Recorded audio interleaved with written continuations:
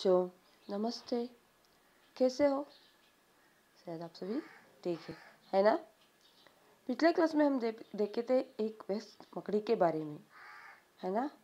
इस बार हम देखेंगे पार्ट 3 पेंसिल बैंक का टेक्स्ट बुक के पेज नंबर 17 ओपन करिए। ठीक है, चलिए आगे देखेंगे। Pencil bank. पेंसिल बैंक आपको पता है? बैंक, हाँ, ಬ್ಯಾಂಕ್ मतलब क्या है? ನಿಮ್ಗೆ ಗೊತ್ತಿದೆ ಅಲ್ವಾ ಬ್ಯಾಂಕ್ ಅಂದರೆ ಏನು? वहाँ पे हम क्या करते हैं? मनी और कुछ हमारा सोना वगैरह रखते हैं, है ना? ನಾವು ಬ್ಯಾಂಕ್ ಅಂದರೆ ಏನು? ಅಲ್ಲಿ ಕೆಲವು ವಸ್ತುಗಳನ್ನು ಇಡ್ತೇವೆ, ಸೇಫ್ ಆಗಿ ಇರುವಂತಹ ಜಾಗ. ಹಣವನ್ನು ಇಡ್ತೇವೆ, ಹಾಗೆ ಚಿನ್ನ ಬೆಳ್ಳಿಯಂಥ ಅಮೂಲ್ಯ ವಸ್ತುಗಳನ್ನು, ವಜ್ರ ವೈಡೂರ್ಯಗಳನ್ನು ಇಡುವಂತಹ ಒಂದು ಜಾಗ ಅಂತ ಅಂದ್ಕೋತೇವೆ.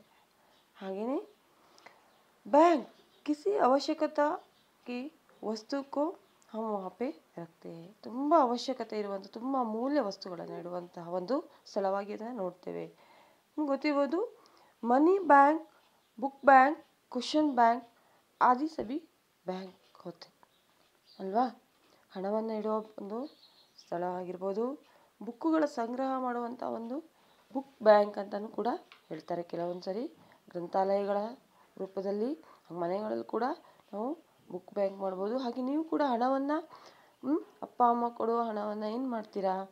ಒಂದು ನಿಮ್ಮ ಹತ್ರ ಒಂದು ಪಿಗ್ಗಿ ಬ್ಯಾಂಕ್ ಅಂತ ಇರುತ್ತೆ. ಅಂದರೆ ಚಿಕ್ಕ ಚಿಕ್ಕ ಒಂದು ಅಮೌಂಟನ್ನು ಕಲೆಕ್ಟ್ ಮಾಡಿಡುವಂತಹ ಒಂದು ಡಬ್ಬಿ, ಹಣದ ಡಬ್ಬಿಯನ್ನು ಇಡ್ತೇವೆ.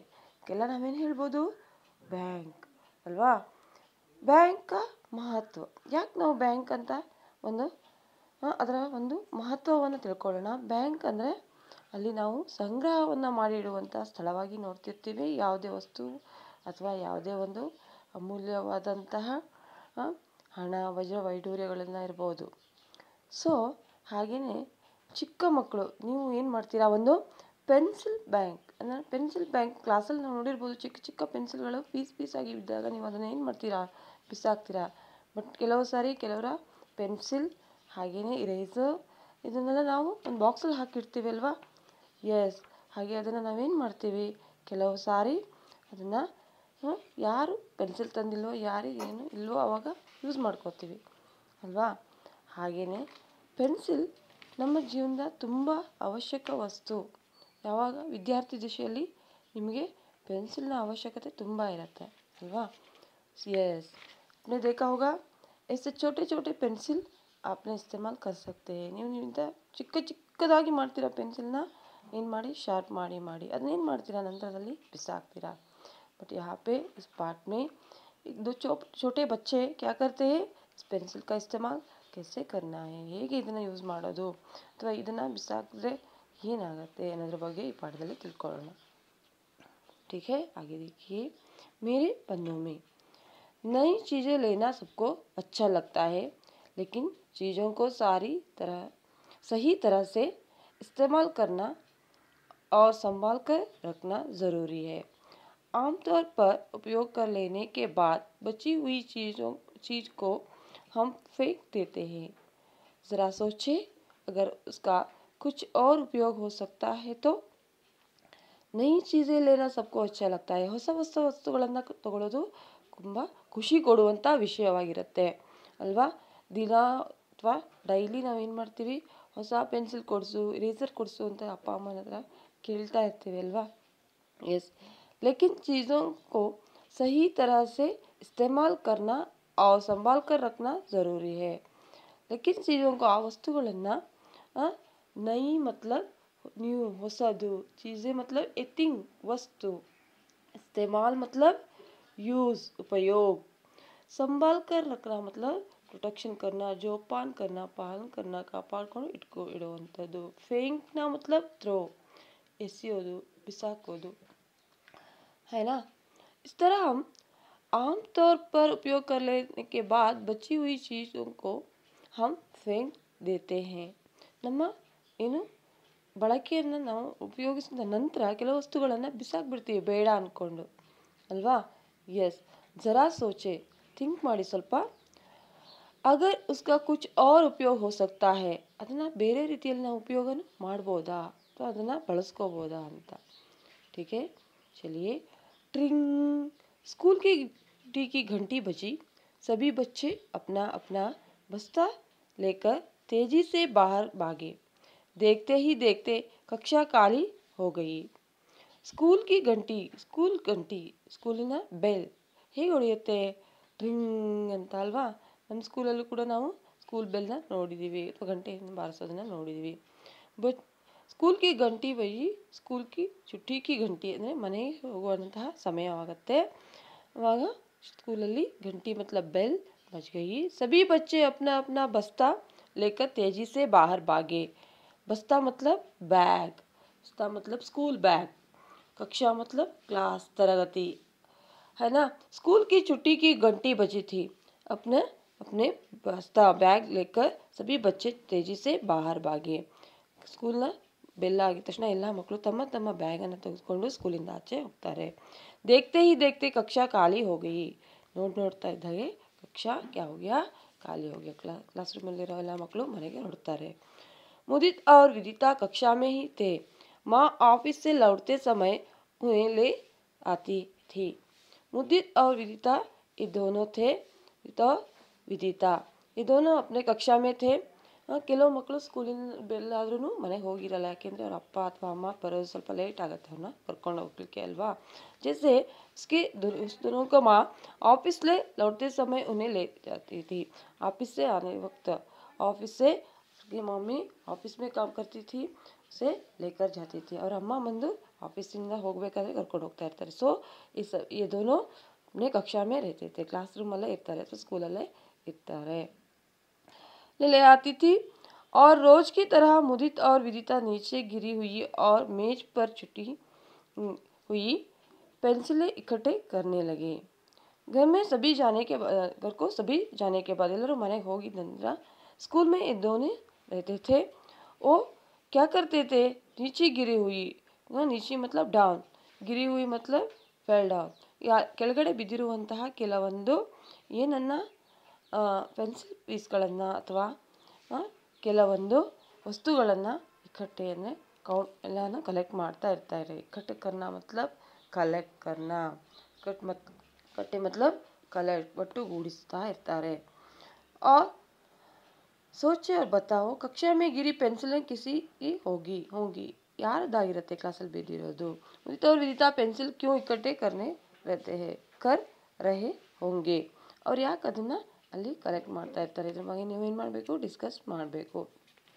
ठीक है बच्चों, नेक्स्ट पेज ओपन करिए.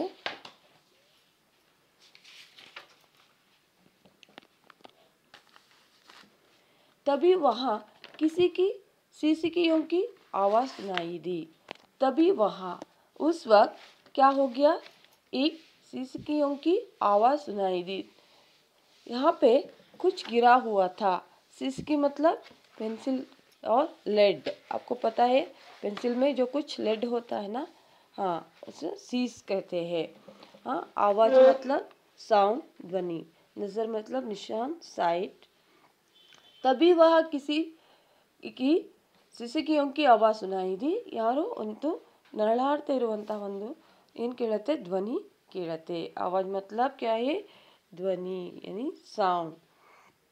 यह सिसकियों की आवाज़ कहाँ से आ रही है? सोचकर मुदित ने इधर उधर देखा. यह सिसकियों की आवाज़ कहाँ से आ रही है? ಈ ಒಂದು ಪೆನ್ಸಿಲ್ ಅಥವಾ ಸಿಸಕಿಯ ಒಂದು ಸೌಂಡ್ ಎಲ್ಲಿಂದ ಬರ್ತಾ ಇದೆ ಅಂತ ನೋಡ್ತಾನೆ. सोचकर मुदित ने इधर उधर देखा. इधर उधर मतलब यहाँ पे वहाँ पे, उस तरफ इस तरफ देख रहा था. तभी उसकी नज़र कूड़ेदान पर पड़ी. कूड़ेदान मतलब डस्टबिन, वेस्ट बास्केट यानी डस्टबिन, ಕಸದ ಬುಟ್ಟಿ. पंखे मतलब फैन, विद्युत पंखा. बिजली मतलब लाइट, दीप ಬೆಳಕು. रस्ते मतलब रोड, रस्ते. और यहाँ पे वहाँ पे देखते रहा. तभी उसकी नज़र कूड़ेदान पर पड़ी. उसने अंदर झुका तो हैरान रह गया. और यहाँ तो एक छोटी सी पेंसिल की आवाज़ थी. यह सीसीकियों की आवाज़. किसी की आवाज़ सोचकर मुदित ने इधर उधर देखा. ಅವನು ಆ ಕಡೆ ಈ ಕಡೆ ನೋಡ್ತಾ हैं तभी उसकी नज़र एक कसर बुटी कूड़ेदार पर कूड़ेदार मतलब एक डस्टबिन पर पड़ी. तुम क्यों रो रही हो? उसने कहा तुम क्यों रो रही हो? फिर अंदर देखा एक पेंसिल यहाँ पे गिर गया था. ಕಸದ ಬುಟ್ಟಿ ಒಳಗಡೆ ಒಂದು ಪೆನ್ಸಿಲ್ ಪೀಸ್ ಚೂರು ಅಥವಾ ಬಿದ್ದಿರುತ್ತೆ. तुम क्यों रो रहे हो? ಯಾಕೆ ಅಳ್ತಾ ಇದೀಯಾ ಅಂತ ಕೇಳ್ತಾನೆ. मुझे अजीज ने यहाँ फेंक दिया. अब मैं किसी काम की नहीं हूँ. मुझे अजीज के पास रहना अच्छा लगता है. पेंसिल ने कहा मुझे अजीज ने यहाँ फेंक दिया. अजीज मतलब एक छोटा सा बालक यहाँ पे फेंक दिया है. अब मैं किसी काम की नहीं हूँ. ನನಗೆ ಈಗ ನಾನು ಯಾವುದೇ ಕೆಲಸಕ್ಕೆ ಬರ್ತಾ ಇಲ್ಲ ಅಲ್ವಾ ಅಂತ ಅಳ್ತಾ ಇರತ್ತೆ. मुझे अजीज के पास रहना अच्छा लगता है. मुझे अजीज के पास ही रहना है. ನನಗೆ ಅವನ ಜೊತೆನಲ್ಲೇ ಇರಬೇಕು ಅನಿಸ್ತಾ ಇದೆ ಅಂತ ಹೇಳ್ಕೊಂಡು ಅಳಲಿಕ್ಕೆ ಶುರು ಮಾಡುತ್ತೆ. अभी उसने देखा एक छोटी सी पेंसिल की आवाज़ था. वो क्या है? एक छोटी सी पेंसिल का आवाज़ था. जो छोटी सी पेंसिल ने क्या कर रहा था? जोर से रो रहा था. इतने में माँ दोनों को लेने आ गई. इतने में समय उसकी मामा मतलब मदर मुदिता और विदिता के माँ ने उसे लेके घर जाने के लिए आ गई. कक्षा के पंखे बिजली बंद करके बच्चे माँ के साथ चल दिया. उसी समय उन दोनों के माँ उसे लेकर आने के लिए आ गई. कक्षा मतलब क्लास में पंखे मतलब फैन, ವಿದ್ಯುತ್ ಪಂಖ, ಬಿಜಲಿ ಮತ್ಲಬ್ ಲೈಟ್, ದೀಪ. ಕ್ಲಾಸ್ ರೂಮಲ್ಲಿ ನೀವು ಏನು ಮಾಡ್ತೀರಾ? ಮನೇಲೂ ಕೂಡ ಕೆಲವು ಸಾರಿ ಏನು ಮಾಡಿರ್ತೀರಾ? ನಿಮ್ಮ ಮನೆಗಳು ಕೂಡ ಮನೆಯಲ್ಲಿ ಫ್ಯಾನು ಅಥವಾ ಲೈಟನ್ನು ಆಫ್ ಮಾಡೋದನ್ನೇ ಮರ್ತು ಬಿಟ್ಟಿರ್ತೀರ. ಕ್ಲಾಸ್ ರೂಮಲ್ಲೂ ಕೂಡ ಹಾಗೆ ಇರುತ್ತೆ ಒಮ್ಮೊಮ್ಮೆ ಅಲ್ವಾ? ಅದೇನು ಮಾಡಬೇಕು? ನಾವು ಕ್ಲಾಸಿಂದ ಹೊರಡೋ ಸಮಯದಲ್ಲಿ ಇವುಗಳನ್ನೆಲ್ಲ ಬಂದ್ ಮಾಡಬೇಕು ಅಲ್ವಾ?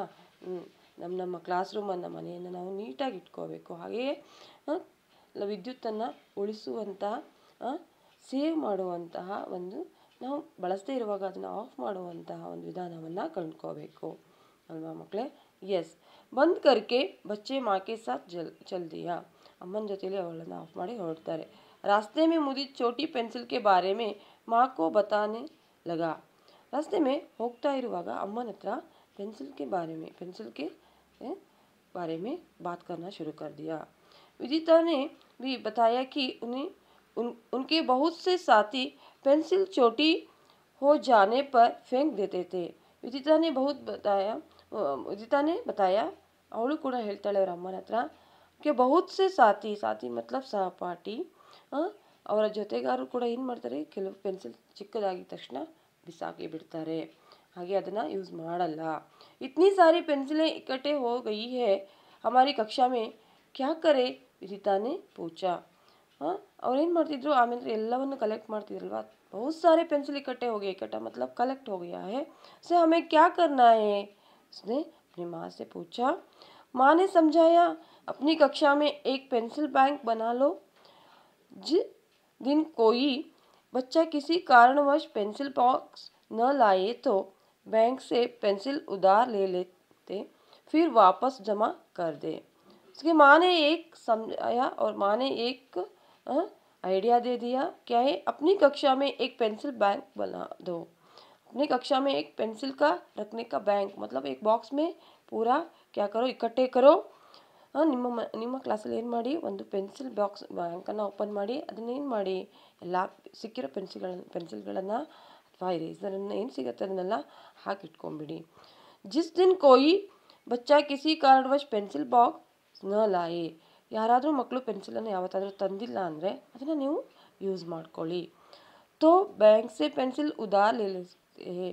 उधार से मतलब आप उसको ले सकते हैं. ಯಾರು ಅವತ್ತು ಒಂದಿನ ಪೆನ್ಸಿಲ್ ತಂದಿರಲ್ವೋ, ಯಾರು ಏನು ತಂದಿರಲ್ವೋ ಅವುಗಳನ್ನ ಏನು ಮಾಡ್ಬೋದು? ತಾವು ಉಧಾರವಾಗಿ ತಗೋಬೋದು. ಹಾಗೆಯೇ ಫಿರ್ ವಾಪಸ್ ಜಮಾ ಕರ್ ದೇತೆ हैं. बाद में वापस वहाँ पे रख सकते हैं. ಆಮೇಲೆ ಅದನ್ನು ಇಡಬಹುದು. ಯಾವಾಗ ಅದು ಯಾರಿಗಾದರೂ ಯೂಸ್ ಆಗುತ್ತೆ, ಯಾರಿಗಾದರೂ ಅದನ್ನು ಬಳಸ್ಕೊಳ್ಳೋ ಒಂದು ಅವಕಾಶ ಸಿಗ್ಬೋದು. इसी तरह क्या करना है? आपने उस पेंसिल छोटे छोटे पेंसिल को फेंकना मत. ऐसे छोटा पेंसिल को फेंकना मत. आप उसे इस्तेमाल कर सकते हैं.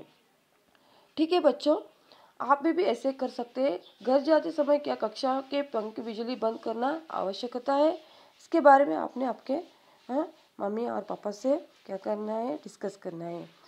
ಮನೆಗೆ ಹೋಗೋಕ್ಕಿಂತ ಮೊದಲೇ ನಾವು ಫ್ಯಾನ್ ಮತ್ತು ಹಾಗೆ ಕರೆಂಟನ್ನು ಅಥವಾ ಬಿಸಿಲಿಯನ್ನು ಬಂದ್ ಮಾಡೋದು ಅವಶ್ಯಕತೆ ಇದೆಯಾ ಅನ್ನೋದನ್ನು ನೀವು ನಿಮ್ಮ ಪೇರೆಂಟ್ ಹತ್ರ ಡಿಸ್ಕಸ್ ಮಾಡಬೇಕು. ಯಾಕೆ ನಾವು ಕರೆಂಟನ್ನು उड़सबेको ಅನ್ನೋದನ್ನು डिस्कस ಮಾಡಬೇಕು. ठीक है बच्चों, नेक्स्ट क्लास में हम आगे देखेंगे. आज आपने ये वीडियो देखिए और इस पाठ का पूरा सारांश देखिए. ठीक है, धन्यवाद.